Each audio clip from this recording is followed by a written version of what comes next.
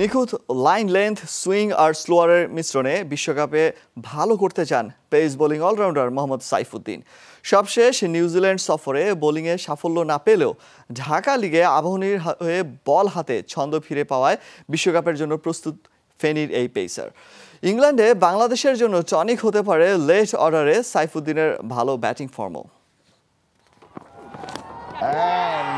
2017 সালে আন্তর্জাতিক ক্রিকেটে অভিষেকের বছরে নামের প্রতি সুবিচার করতে না পারলেও এই ট্রেডমার্ক উদযাপনের মতোই 2018 সালে জ্বলে উঠেছেন মোহাম্মদ সাইফুদ্দিন।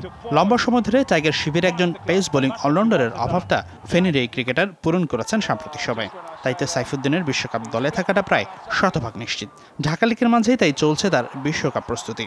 আমরা চাইলেও রাবাদা বা এদের মতো 150-তে বল করতে পারবো না, আমাদের স্ট্রাকচার ওইরকম না, আমাদের জাতিগতভাবে আমরা স্ট্রাকচার এরকম। তো আমরা যেটা করতে পারি, আমরা 130-135 আমরা বল করি, আমাদের লাইন লেন্থ মেনটেন করে আমাদের সুইং স্ট্রেংথ আমাদের কাজে লাগাতে পারি।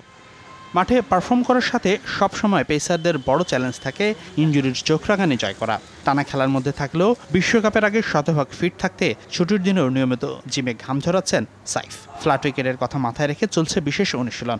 তবে সাইফুদ্দিনের বিশ্বকাপ সাফল্য পাবার মন্ত্রটা অন্য কিছু।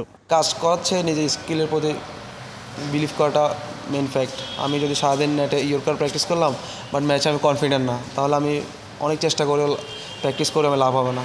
সব হচ্ছে কিন্তু আমরা সবাই বলে, আমাদের সিনিয়র মাস্টার ভাই সবসময় একটা কথা বলে, ক্রিকেট হচ্ছে মেন্টাল গেম, যে যত বেশি স্ট্রং মেন্টালি সে তত বেশি সাকসেস হয়।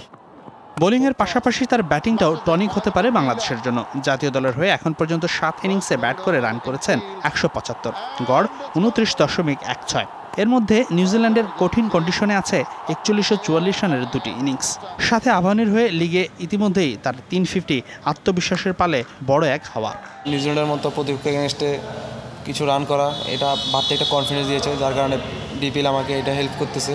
আর আমি সবসময় এরকম ব্যাটিং সুযোগও পাই না, যেহেতু এখন আবাহনীতে আমাকে ভালো মাশাআল্লাহ অনেক সুযোগ দিচ্ছে। আমি চেষ্টা করতেছি আমার এই সুযোগটা কাজে লাগানো। হাসিনুর রহমান, যমুনা স্পোর্টস, ঢাকা।